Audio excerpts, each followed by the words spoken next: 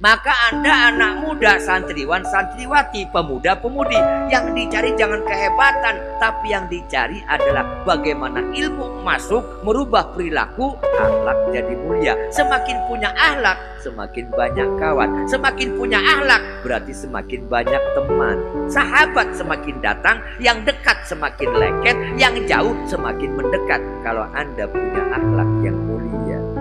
Tapi akhlaknya dusun mengkopong buang batu ganteng. Wis dusun pelit bisa. Ih, wak rokok batu lu peragat dek-dek kewutuh. Iku nana bocah dodok nih kayaknya iku. Ya pengen kita nih pondok ngerokok dek batu timbat dek meneng kantong nih kayaknya iku. Iku orang-orang iku. Naudzubillahi min. Iku pelit sebenarnya bukan anak pengen juara iki wanten.